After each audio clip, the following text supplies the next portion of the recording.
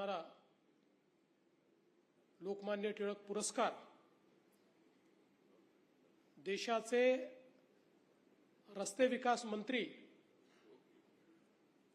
आणि ज्यांनी खऱ्या अर्थानं महाराष्ट्र आणि देशाला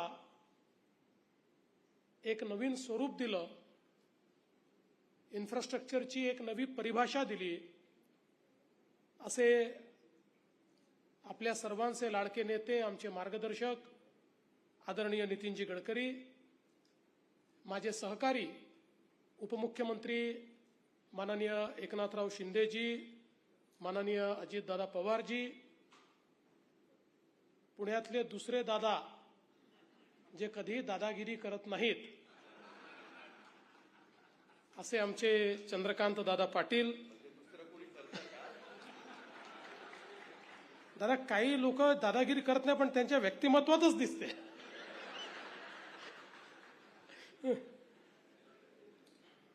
या ट्रस्टचे अध्यक्ष आणि कार्यक्रमाचे अध्यक्ष डॉक्टर रोहित टिळक, माजी मुख्यमंत्री आदरणीय सुशीलकुमार शिंदेजी, डॉक्टर प्रणाली टिळक, डॉक्टर गीताली टिळक, या ठिकाणी समोर उपस्थित असलेले माधुरीताई मिसाळ, प्रकाशजी जावडेकर, अभयजी फिरोदिया, डॉक्टर एस बी मुजुमदारजी, किरण ठाकूरजी, भीमराव अण्णा टापकीर, प्रशांत ठाकूर, महेश बालडी, अमित गोरखे, विजय शिवतारे, बापूसाहेब पठारे, विश्वजित कदम, हर्षवर्धन पाटील, बाळा भेकडे, धीरज घाटे, सर्वच उपस्थित सन्मान्य पुण्याचे गणमान्य नागरिक भगिनी आणि बंधूंनो, खरं म्हणजे नितीनजींचं कार्य हे 10 किंवा 12 मिनिटाच्या फिल्ममध्ये दाखवणं, याकरता देखील एक पुरस्कार आपण या ट्रस्टला दिला पाहिजे. इतकं अफाट अशा प्रकारचं विविध क्षेत्रातलं कार्य हे नितीनजींनी या ठिकाणी केलंय. आणि लोकमान्य टिळकांच्या नावाने हा पुरस्कार, जो देशातला एक अतिशय मानाचा पुरस्कार समजला जातो, ज्या लोकांना पुरस्कार यापूर्वी मिळालाय त्यांची यादी देखील आपण बघितली. लोकमान्य टिळकांच्या संदर्भात खरं म्हणजे काही वेगळं सांगण्याची आवश्यकता नाही, पण आपल्या संस्कृतीला, आपल्या परंपरेला विरोधाचं हत्यार म्हणून कशा प्रकारे वापरता येतं आणि त्यातनं लोकजागृती करून समता आणि समरसता ही कशी प्रस्थापित करता येते, ही लोकमान्यांनी आपल्याला दाखवून दिलं. आणि समाजातल्या सामान्य माणसाला स्वराज्याच्या लढाईमध्ये आणण्याचं काम त्यांनी केलं. खरं म्हणजे आपल्याला माहिती आहे की वर्षानुवर्ष आपण सगळे इतिहासामध्ये शिकतो की लोकमान्य टिळकांचं ते अतिशय प्रसिद्ध वाक्य, स्वराज्य माझा जन्मसिद्ध अधिकार आहे आणि तो मी मिळवणारच, हे वाक्य याकरता महत्वाचं होतं की 1857चं स्वातंत्र्य समर चिरडल्यानंतर देशामध्ये जी निराशा होती, त्या निराशेतनं या देशात एक अशी पिढी तयार झाली होती की ज्या पिढीला हा ठाम विश्वास बसायला लागला होता की ज्यावेळी इंग्लंडच्या राणीच्या मनात येईल की आता भारतीयांना स्वातंत्र्य द्यायचं, त्यावेळी ती आदेश करेल आणि मग संसदेमध्ये प्रस्ताव पास होईल आणि तेव्हाच आम्हाला हे स्वातंत्र्य मिळू शकतं. कारण इंग्रजी साम्राज्याचा सूर्य अस्तच होऊ शकत नाही, अशा प्रकारची एक भ्रांती अनेक भारतीयांच्या मनामध्ये तयार झाली होती. त्यावेळी लोकमान्य टिळकांनी ठामपणे सांगितलं की ब्रिटिशाच्या किंवा महाराणीच्या मेहरबानीवर आम्हाला स्वराज्य नको, तो आमचा जन्मसिद्ध अधिकार आणि आम्ही तो मिळवणार, तुम्ही दिला नाही तर आम्ही तो छिनून घेणार, हे सांगणारे लोकमान्य टिळक होते. आणि म्हणूनच खऱ्या अर्थानं या सगळ्या निराश झालेल्या समाजाला आणि समाजातल्या सर्व स्तरातल्या लोकांना लोकमान्य टिळकांनी भारतीय स्वातंत्र्याच्या लढ्याशी जोडलं. खंडित विखंडित अशा समाजाला वेगवेगळ्या उत्सवांच्या माध्यमातनं, सामाजिक अभिसरणाच्या माध्यमातनं पुन्हा एकदा एकत्रित आणलं आणि त्यांच्या माध्यमातनं एक मोठा असंतोष तयार केला, जो पुढे आपल्याला भारतीय स्वातंत्र्य लढ्यामध्ये पाहायला मिळाला. आणि खऱ्या अर्थानं लोकमान्य टिळक एक द्रष्टे नेता होते.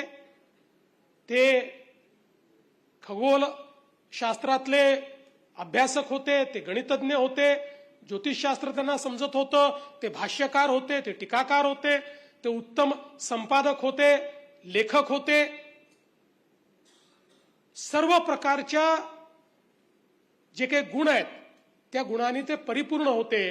मगाशी उल्लेख झाला की मंडालेच्या तुरुंगामध्ये असताना त्यांनी गीता रहस्य लिहिलं आणि गीता रहस्य लिहिल्यानंतर ज्यावेळी ते तुरुंगातनं बाहेर आले आणि महिनाभर इंग्रजांनी ते गीता रहस्याचं त्यांनी जे हस्तलेखन केलं होतं ते दिलंच नाही.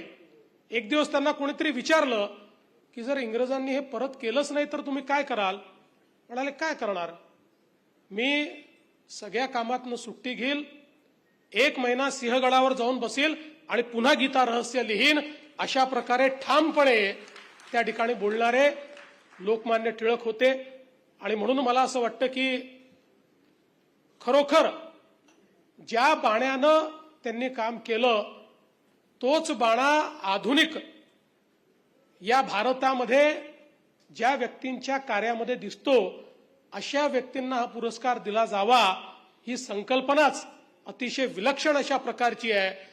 आणि मी असं म्हणेन की या सगळ्या हा जो काही लोकमान्यांचा बाणा आहे, हा बाणा ज्यांच्या अंगी आपल्याला ठाई ठाई दिसतो ते म्हणजे माननीय नितीनजी गडकरी आहेत. आणि म्हणूनच या पुरस्काराकरता अतिशय पात्र व्यक्तीची निवड ही आपण या ठिकाणी केली, याबद्दल कोणाच्याही मनामध्ये शंका नाही. खरं म्हणजे Nitinji is not a mere leader, Nitinji is a innovator. ते नेते नाहीच आहेत, ते संशोधक आहेत. कृषीच्या क्षेत्रातलं संशोधन असो, इंजिनिअरिंगच्या क्षेत्रातलं संशोधन असो, विज्ञानाच्या क्षेत्रातलं संशोधन असो, कुठल्याही क्षेत्रामध्ये म्हणजे अनेक वेळा लोकांना त्यांच्याकडे नेमकी डिग्री कुठली आहे हा प्रश्न पडतो. कारण ते ज्यावेळेस वैद्यकीय क्षेत्रात जातात तेव्हा डॉक्टरपेक्षा जास्त ज्ञान असतं. ते एखाद्या इंडस्ट्री तर त्याच्या स्थापकापेक्षा 4 जास्त आयडियाज त्यांच्याकडे असतात. कृषी क्षेत्रामध्ये तर त्यांनी इतके प्रयोग केले की या क्षेत्रामध्ये अनेक गोष्टी या बदलण्याचं काम हे नितीनजींनी केलेलं आहे. आणि कुठलीही नवीन गोष्ट दिसली की त्या गोष्टीकडे ते आकृष्ट होतात आणि मग ती गोष्ट मोठी कशी करता येईल, ती सामान्यांपर्यंत कशी पोहोचवता येईल, अशा प्रकारचा त्यांचा प्रयत्न असतो. अनेक वेळा प्रयोग अंगावरही आले, प्रसंगी आपली संपत्ती गहाण ठेवून देखील अशा प्रकारचे प्रयोग करण्याची वेळ त्यांच्यावर आली. पण नितीनजींच्या ठाई एक गुण जो आहे, मी नेहमी असं सांगतो की नितीनजींचा एक ॲटिट्यूड आहे, तो आहे नेव्हर डाय ॲटिट्यूड. तुम्ही नितीनजींना निराश पाहू शकत नाही, एखाद्या पराभवाने खचलेलं पाहू शकत नाही. ते कदाचित काही क्षण तुम्हाला त्या ठिकाणी निराश दिसतील, पण दुसऱ्या क्षणी लढायला उभे राहतात आणि आलेल्या परिस्थितीवर मात करतात. आणि म्हणून कितीही कठीण प्रसंग जीवनामध्ये आला तरी देखील त्या प्रसंगाला धैर्याने समोर जायचं आणि त्या प्रसंगावर मात करायची, हा जो त्यांचा गुण आहे, त्या गुणामुळेच मला असं वाटतं की आज नितीनजी इतक्या वेगवेगळ्या प्रकारची कामं करू शकले. खरं म्हणजे आपण अनेक जण या ठिकाणी मुंबई पुणे एक्सप्रेसवेच्या बद्दल बोलतो, पण त्यावेळेस मुंबई पुणे एक्सप्रेसवे करायचं ठरवलं, अनेक अडचणी होत्या, त्याचं टेंडर बोलवलं. रिलायन्स कंपनीने 3600 कोटीचं टेंडर बोलवलं होतं, भरलं होतं. आणि नितीनजींनी ज्यावेळेस सगळं अवलोकन केलं त्यामुळे नितीनजींना असं वाटलं की 3600 कोटी रुपये फार जास्त आहेत, आपण 1700-1800 कोटी रुपयात हे काम करू शकतो, हे दुप्पट पैसे आहेत. आणि म्हणून नितीनजींनी ठरवलं की नाही, मी हे टेंडर देणार नाही. धीरूभाई अंबानी खरं म्हणजे फार मोठे उद्योजक होते. धीरूभाईंनी त्यांना निमंत्रित केलं, जेवणाकरता निमंत्रित केलं. आणि त्यांनी सांगितलं की नितीनजी हे काम तुम्ही करू शकणार नाही, हे काम आम्हीच करू शकतो, हे सरकारी काम नाही, हे फार कठीण काम आहे, त्यामुळे हे काम आम्हाला तुम्ही द्या. तुम्हाला आज वाटतंय की आम्ही कोट केलेली कॉस्ट जास्त आहे, पण या कामात किती अडचणी आहेत त्या तुम्ही बघा, त्यामुळे हे काम कधीच होणार नाही, हे काम फक्त आम्ही करू शकतो. त्यावेळेस नितीनजींनी धीरूभाईंना त्या ठिकाणी सांगितलं की धीरूभाई हे काम अर्ध्या किमतीमध्ये मी करून दाखवील आणि ज्या दिवशी मी करेल त्या दिवशी तुम्ही मला जेवायला बोलवा, मी तुमच्याकडे जेवायला येईल. अशा प्रकारची एक प्रकारे त्यांच्याशी शर्यत लावण्याचं काम हे नितीनजींनी केलं. आणि आश्चर्याची गोष्ट अशी आहे की 3600 कोटी रुपयाचं रिलायन्सचं टेंडर नाकारून 1500 कोटी रुपयामध्ये Mumbai Pune expressway MSRDC company स्थापून नितीनजींनी करून दाखवला. आणि मला असं वाटतं की हा एक केवळ एक्सप्रेसवे नाही आहे, या एक्सप्रेसवेने भारताच्या इन्फ्रास्ट्रक्चरच्या जे काही आपली कॅपेबिलिटी होती या कॅपेबिलिटीला परिवर्तित केलं. कारण इतक्या प्रकारचे वेगवेगळे स्ट्रक्चर्स जे कधीच भारतात तयार झाले नव्हते ते सगळे स्ट्रक्चर या एका एक्सप्रेसवे मध्ये तयार झाले. आणि भारतीयांनाही आपली क्षमता कळली, त्या प्रकारची मशिनरी भारतामध्ये आली, तशा प्रकारचे कॉन्ट्रॅक्टर उभे राहिले. आणि म्हणून पुढे आज इतके वेगवेगळे कामं आपण होताना पाहतोय. आज तर नितीनजींनी देशामध्ये इंजिनिअरिंग मार्वल तयार केलेले आहेत. एक एक पूल असेल, एक एक बोगदा असेल, जे कधी आपण इमॅजिन केलं नव्हतं. जिथे पोहोचायला 10-10 तास लागायचे, आता 15 मिनिटातल्या बोगद्याने आपण त्या ठिकाणी पोहोचू शकतो. असे पूल झालेले आहेत की जे अतिशय खोल अशा दऱ्याखोऱ्यातनं वर आलेले पूल आपल्याला पाहायला मिळतात. एका केबलवर त्या ठिकाणी केबल स्टेड अशा प्रकारचे अनेक पूल आपल्याला पाहायला मिळतात. हे सगळं नितीनजी जे करू शकले त्याच्याकरता पहिलं पाऊल ठेवणं हे सगळ्यात महत्वाचं असतं. आणि ते पहिलं पाऊल हा मुंबई पुणे एक्सप्रेसवे होता, ज्याने भारताचा आत्मविश्वास वाढवला आणि त्यातून हे परिवर्तन झालेलं पाहिलं. आणि म्हणूनच अटलजी जे या देशातले एक अतिशय द्रष्टे अशा प्रकारचे प्रधानमंत्री होते. अटलजींनी प्रधानमंत्री झाल्यानंतर सांगितलं देशामध्ये 6 लाख गावं आहेत आणि जोपर्यंत आपण गावांना शहरांशी जोडणार नाही भारताचा विकास होऊ शकत नाही. अटलजी म्हणायचे की जेव्हा एक गाव जोडलं जातं त्यावेळी त्या गावातलं अन्नधान्य, तिथलं फळभाज्या, तिथलं दूध हे शहरामध्ये येतं आणि शहरातनं शिक्षण आणि आरोग्य हे गावामध्ये जातं. आणि त्यामुळे एक मोठं आर्थिक परिवर्तन हे यातनं तयार होतं, अर्थचक्र देखील फिरतं, लोकांना रोजगार देखील मिळतो. आणि म्हणून गावं जोडली पाहिजेत. आणि मग त्यांच्या मनामध्ये एकीकडे प्रधानमंत्री ग्राम सडक योजना होती आणि दुसरीकडे या देशाला एकात्मिक अशा धाग्यामध्ये जर बांधायचं असेल तर अटलजी म्हणायचे पूर्व पश्चिम उत्तर दक्षिण रस्त्याने आपल्याला हे जोडलं पाहिजे. आणि म्हणून गोल्डन क्वाड्रिलॅटरल ह्या 2 योजना त्यांच्या मनामध्ये होत्या. पण या योजना करायच्या कशा? अटलजींना त्यावेळी लक्षात आलं या 2 योजना जर कोणी तयार करू शकत असेल तर त्या व्यक्तीचं नाव नितीन गडकरी आहे. आणि अटलजींनी नितीनजींना जबाबदारी दिली, ही योजना तयारी तुम्ही करा, त्याच्यात कसे स्ट्रक्चर असले पाहिजे, त्याची काय मानकं असली पाहिजे आणि एवढंच नाही तर त्याच्याकरता निधी कुठनं उभा केला पाहिजे हेही तुम्ही ठरवा. आणि नितीनजींनी अतिशय इनोव्हेटिव्ह पद्धतीनं हे रस्ते तयार करत असताना त्या ठिकाणी कधी ब्रिज कम बंधारे, काही ठिकाणी तलाव, काही ठिकाणी अजून वेगवेगळ्या प्रकारचे स्ट्रक्चर कसे तयार करता येतील याचा विचार केला. कुठे सेस लावून आपल्याला याला फायनान्स करता येईल याचा विचार केला. आणि इतक्या मोठ्या प्रमाणात हे काम झालं. आपण जर बघितलं तर या देशाच्या इन्फ्रास्ट्रक्चरमध्ये जे गुणात्मक परिवर्तन सुरू झालं ते अटल बिहारी वाजपेयीजींच्या काळामध्ये सुरू झालं. आणि त्याचेही एक प्रकारे जनक किंवा योजक हे माननीय नितीनजी होते. आणि मला अतिशय या गोष्टीचा आनंद आहे की देशाचे प्रधानमंत्री माननीय नरेंद्र मोदीजींनी देखील नितीनजींचा हा गुण ओळखला आणि नितीनजींना रस्ते विकासाचं इन्फ्रास्ट्रक्चरचं काम दिलं. आणि आज आपण हे निश्चितपणे म्हणू शकतो की one of the most performing minister in the cabinet of Narendra Modiji is none other than Shri Nitin Gadkari. आज देशामध्ये त्यांचा जो परफॉर्मन्स आहे, जी त्यांनी गती दिली आहे, जी एफिशियन्सी आणली आहे, ज्या प्रकारे त्यांनी त्याच्यामध्ये अनुसंधान केलेलं आहे. आज एक काळ असा होता की जगातलं इन्फ्रास्ट्रक्चर पाहण्याकरता आपण जायचो. आज जग आपलं इन्फ्रास्ट्रक्चर पाहण्याकरता येत आहे. अशा प्रकारचे स्ट्रक्चर्स या देशामध्ये आज आपण तयार केलेले आहेत. मी मागच्या काळामध्ये लेह लद्दाखला गेलो होतो. त्या ठिकाणी छत्रपती शिवरायांच्या पुतळ्याचं उद्घाटन होतं नॉर्दर्न कमांडमध्ये, आणि नॉर्दर्न कमांडचे प्रमुख होते.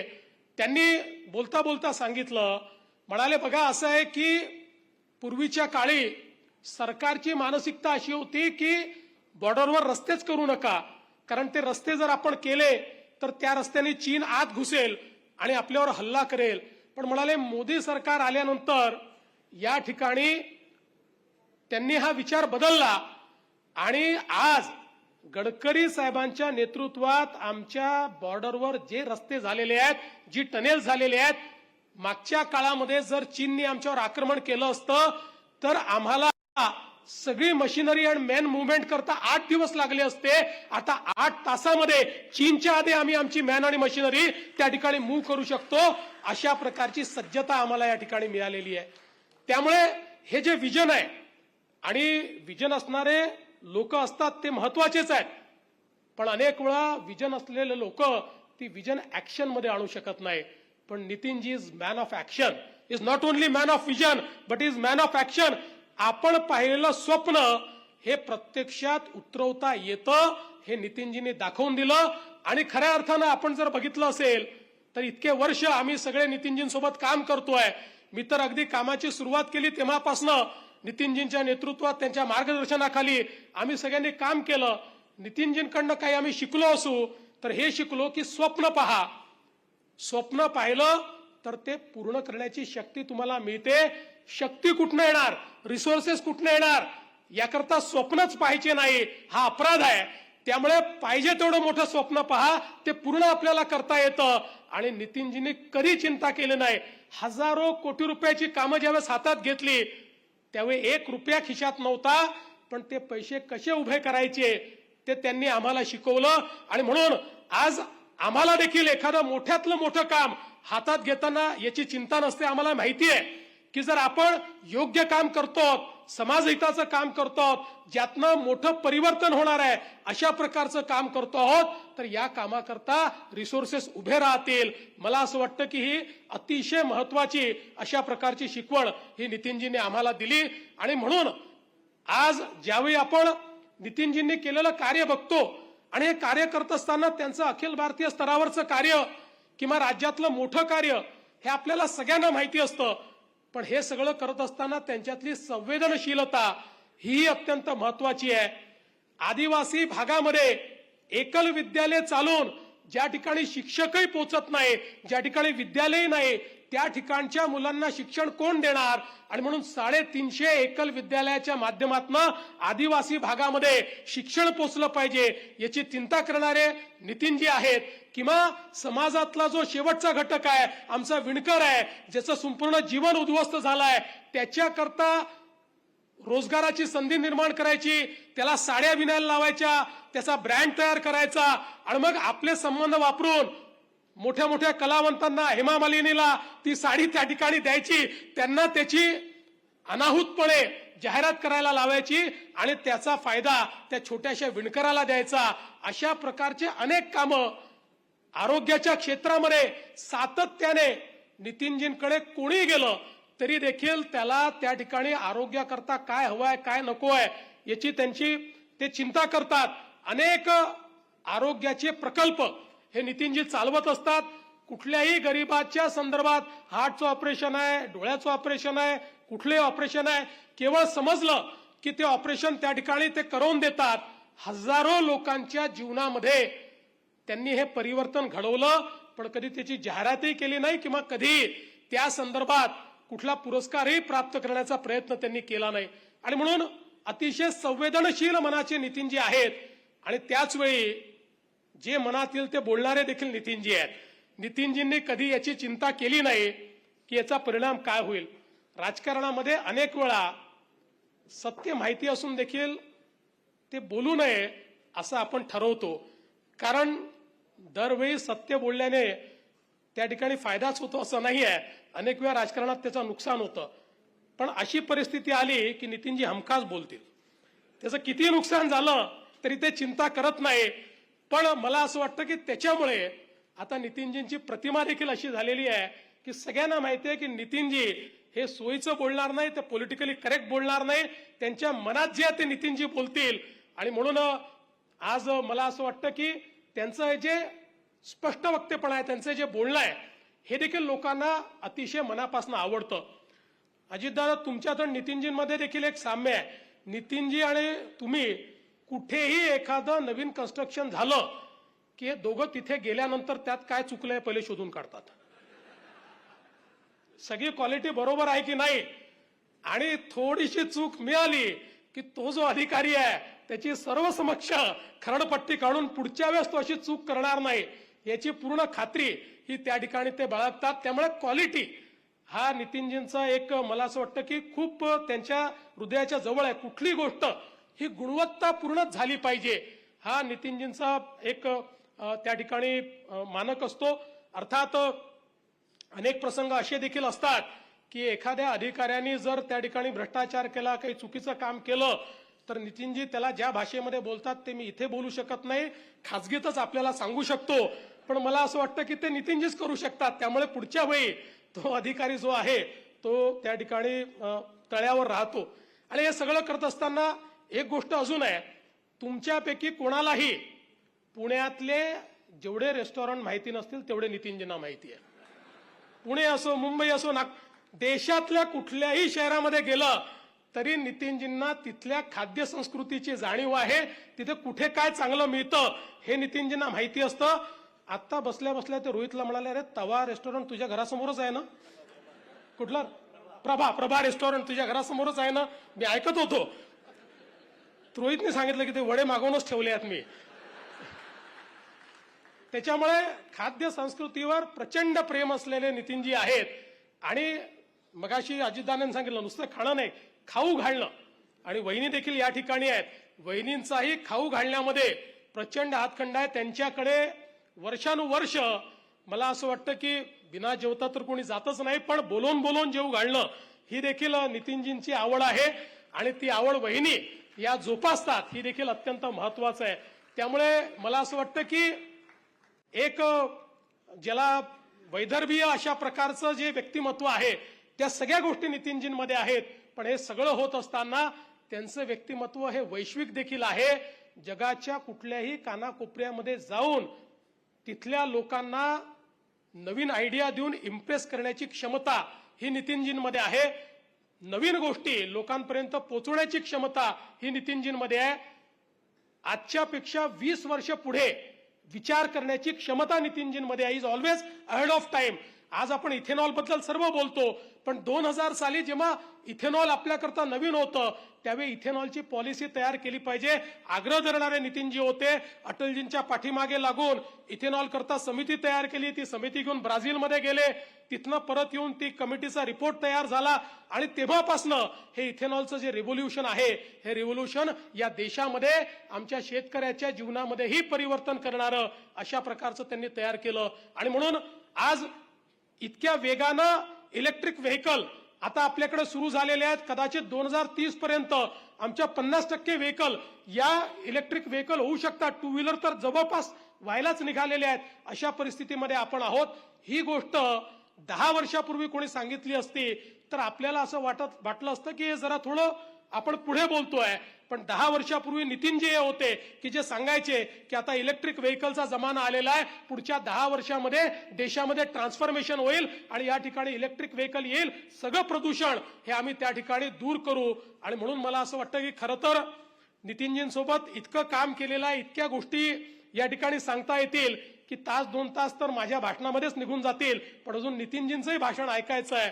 पण मला असं वाटतंय एक विलक्षण अशा प्रकारची प्रतिभा ही नितीनजींकडे आहे. त्या प्रतिभेसोबत एक संवेदनशीलता आहे. आणि या सगळ्यासोबत ज्या संस्कारातनं ते मोठे झाले, मग ते राष्ट्रीय स्वयंसेवक संघाचे संस्कार असो किंवा त्यांच्या आईने दिलेले संस्कार असो, हे संस्कार त्यांनी जोपासले आहेत. आणि तेच संस्कार त्यांना सातत्याने समाजकार्याची प्रेरणा देत असतात.